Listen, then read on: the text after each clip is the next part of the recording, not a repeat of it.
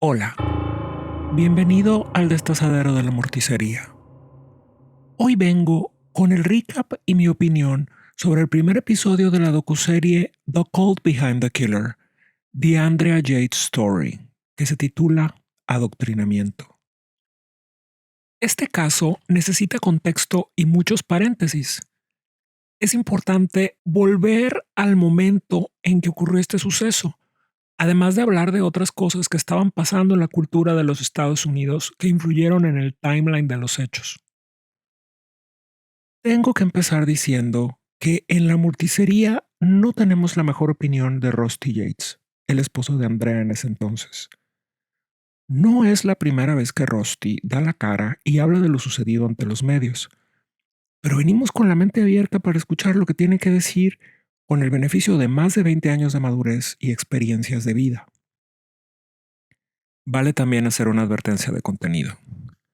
Vamos a hablar del deceso de 5 niños de entre 7 años y 6 meses de edad, padecimientos de salud mental y sobre cultos de control coercitivo. Este es el momento para detener el video si cualquiera de estos temas te resultan sensibles.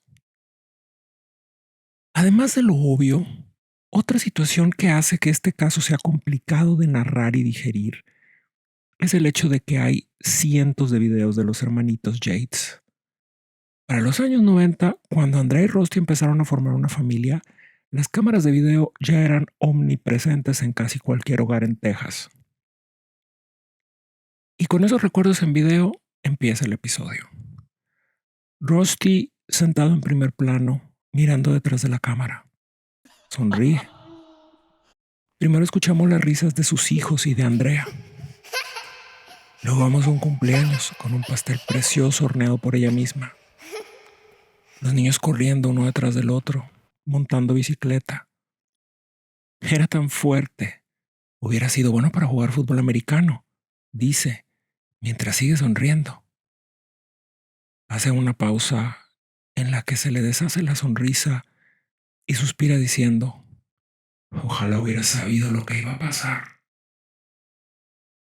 Igual que cualquier otra historia, esta tiene un principio feliz y aparentemente inofensivo. En apariencia, Andrea y Rusty tenían todo para tejer una vida espectacular. Se conocieron en Houston en 1989. Los dos ocupaban puestos en instituciones altamente prestigiosas. Él trabajaba en la NASA y ella era enfermera especialista en MD Anderson, uno de los hospitales oncológicos más reconocidos en el mundo. Vivían en el mismo edificio de departamentos. Rusty dice haberla visto por primera vez en la piscina del condominio. Parecía una diosa, comenta.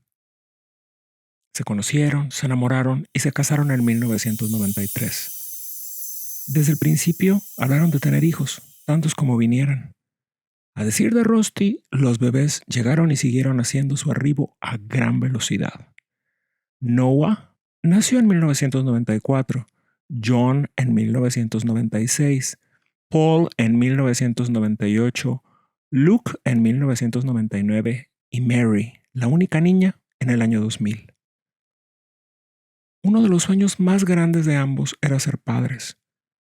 Es difícil poner en palabras el tamaño de la pesadilla en que ese enorme deseo se iba a convertir. Rusty dice que todo iba a pedir de boca hasta que nació Luke. Andrea empezó a mostrarse retraída y se quedaba perdida, mirando hacia la nada. Al siguiente año nace Mary y es ahí donde, en palabras de él, Andrea se convierte en una persona totalmente catatónica. Nos reiteramos en la intención de no prejuzgar a Rusty, pero este excepcionalmente corto resumen de los problemas de salud mental de Andrea no concuerda con las hospitalizaciones y crisis que obran en los expedientes del caso. Es en este momento en que ocurrió la tragedia. 37 días antes, Andrea había estado hospitalizada por una crisis severa. Había tratado de privarse de la vida y tenía paranoia y alucinaciones extremas. Los médicos le indicaron a Rusty que ella no debía quedarse sola con los niños. Ese día, él se va a trabajar, pero su madre llegaría en poco tiempo a quedarse con Andrea y los pequeños. En un esfuerzo por no preocupar de más a la familia, Rusty nunca les comunicó a sus propios padres o a sus suegros la magnitud de las alucinaciones o la gravedad de la condición de salud mental de Andrea. Rusty no tenía más de una hora en la oficina cuando Andrea lo llamó. «Tienes que venir a la casa», le dijo. El corazón se le fue al piso. ¿Qué habrá hecho ahora?, se preguntó. Para cuando dio vuelta en su calle no cabía un alfiler. Estaba lleno de gente, patrullas y vehículos de la prensa. El país entero y sus vecinos atónitos vieron a Andrea salir esposada de la casa con la mirada perdida y sin expresión alguna que indicara tristeza o remordimiento. Agentes de la policía con experiencia tratando con cualquier cantidad de barbaridades se abrazaron llorando afuera de la casa. Y no es para menos. Unos minutos antes, Andrea les abrió la puerta y sin titubeos les dijo: «Maté a mis hijos». Encontraron a 3 de los niños y a la bebé arropados en la cama de la recámara principal. Es imposible no pensar en que Claudia Mijangos hizo eso mismo con los cuerpos de sus niños. Los puso a todos en la misma cama y los cubrió con cobijas. Noah, el niño mayor, que tenía 7 años, estaba todavía hundido en la bañera, boca abajo. Fue el último en perecer. A esa edad ya tenía conciencia de sobra para saber qué era lo que estaba pasando. Trató de escapar con todas sus fuerzas. Andrea lo alcanzó y lo llevó a la bañera, igual que al resto de sus hermanos. Rusty cuenta que cuando se le dijo lo que había pasado, se quedó diciendo una y otra vez: «No lo entiendo. ¿Por qué hiciste esto?». Hasta aquí, lo que hemos contado está en expedientes judiciales. Está documentado, es cosa juzgada. Pero falta una pieza incómoda, una pieza que durante años se trató como secundaria y que hasta cierto punto fue pasada por alto: la influencia de ideas religiosas extremas. Si bien Rusty y Andrea crecieron en familias donde la religión ocupaba un lugar central, ninguno de los dos tuvo contacto con ideas de corte fundamentalista en sus años formativos. Sin embargo, Rusty seguiría ese camino en la universidad, cuando escuchó en el campus a un pastor itinerante con pinta de guerrillero hipermasculino que a voz en cuello aseguraba tener la única llave para la salvación de las almas: Michael Warnecki. En esta docuserie vamos a conocer y escuchar el testimonio de 2 hombres que no habían hablado públicamente de su experiencia con este líder espiritual: Moses Storm y David de la Isla. Primero tenemos a Moses. ¿Listo para el primer balde de agua fría? I don't know how to square this feeling of knowing that I understand 100% why Andrea did it. Digamos que él nos trae un asiento de primera fila para entender las ideas de Warnecki. Su madre es sobrina del predicador. Ella pasó de ser la muchacha más popular de la escuela a estar embarazada sin haberse casado. Moses cuenta que esto le causó a su madre un conflicto emocional considerable y que a raíz de esa situación fue que se acercó a las prédicas de su tío, envolviéndose a fondo en ese sistema de creencias particular. Luego tenemos a David. Igual que Rusty, escuchó a Warnecki en la universidad. Viene de una familia latina de clase trabajadora.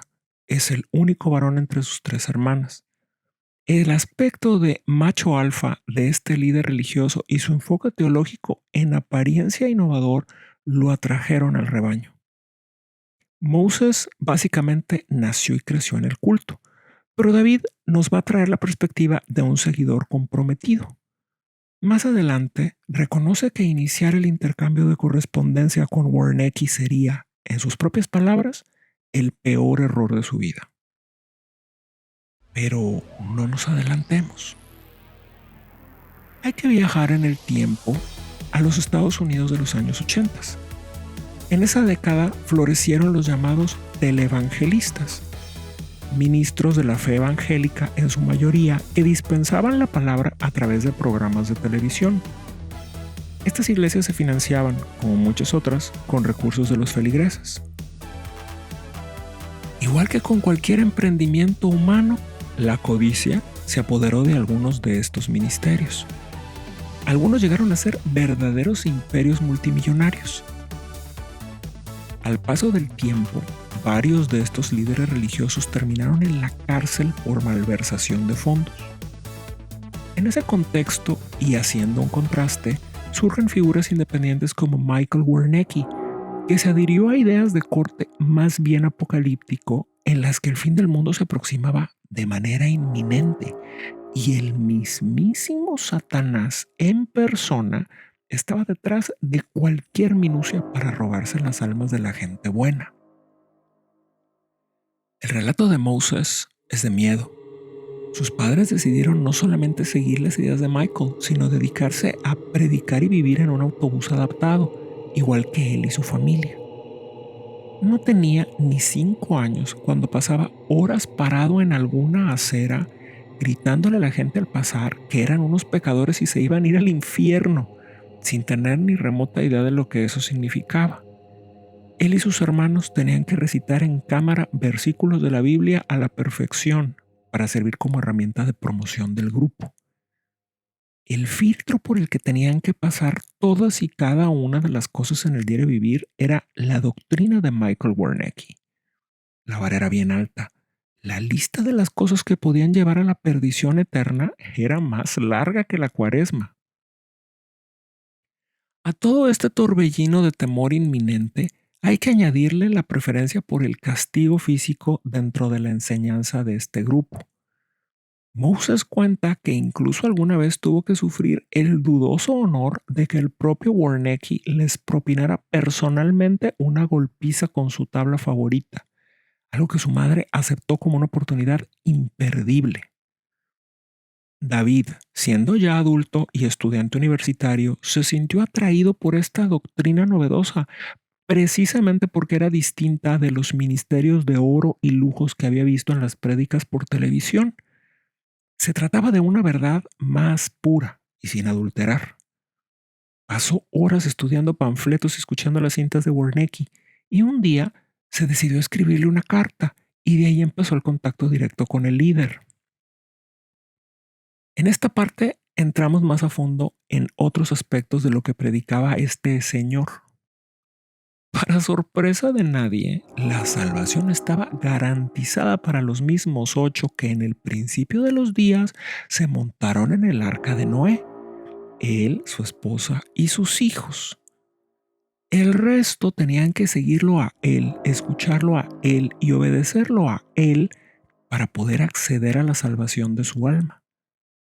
Según lo que relata David de la Isla, todas las instituciones, todas, eran, en sus palabras, una distracción satánica con la misión de impedir que las personas se acercaran al Dios verdadero.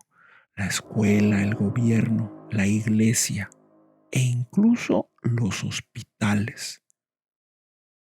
Esta es una característica clásica de los cultos de control coercitivo. Se procura el aislamiento de sus miembros de manera que las ideas del grupo son la única verdad que hay que tener en cuenta, el centro de todo. La teología es como un sartén. Bien puede usarse para cocinar y alimentar con amor a los demás, o puede tornarse en un arma para hacer pedacitos la voluntad de alguien. ¿Hay que dejar de creer? Por supuesto que no. Alguien que no se encuentra en una situación vulnerable puede identificar ideas potencialmente nocivas y alejarse, o incluso descartar lo que no le resulta útil. Pero en el caso de Andrea, el nubarrón apocalíptico que le dispensaron Michael Wernicke y su esposa alimentó las espantosas alucinaciones que tenía años sufriendo. Rusty se sostiene en que ella no empezó a mostrar signos de que algo andaba mal sino hasta que nació su tercer hijo. Pero en realidad Desde su primer embarazo empezó a sufrir depresión postparto, que se fue agravando con la llegada de cada bebé hasta convertirse en psicosis postparto, una condición poco común pero muy grave que puede poner en riesgo tanto a la madre como a sus hijos si no se atiende de cerca y de manera consistente. Cierra los ojos e imagínate que una figura de autoridad en la que confías te dice que estás en riesgo de equivocarte sin remedio a cada paso y que la consecuencia es que el innombrable se va a apoderar de las almas de quienes más quieres, que tus niños van a terminar en el infierno por tu culpa. Andrea jamás tomó sus medicamentos como debía, jamás siguió el tratamiento con el psiquiatra o la terapia individual y de grupo que necesitaba desesperadamente. Cuando se le hospitalizó, hacía todo lo posible por permanecer internada el menor tiempo posible. No hay que ser muy perspicaz para concluir de dónde pudo haber venido esa falta de entusiasmo por la hospitalización y los medicamentos. Acercándonos al final del episodio, Moses se confiesa y nos dice que aún hoy, todos estos años después, y ya alejado de Wernicke, no puede desprenderse del todo del miedo a los golpes que le dio este señor. Y hasta aquí llegamos con el episodio 1 de The Cult Behind the Killer, The Andrea Jade Story. Si llegaste hasta aquí, gracias por acompañarme en el destazadero de la morticería y te espero para el recap del episodio 2 que se titula El horror desde adentro. No cabe duda que entre más alguien grita que los demás son el origen del pecado, el eco siempre delata que esos gritos vienen desde adentro de su casa.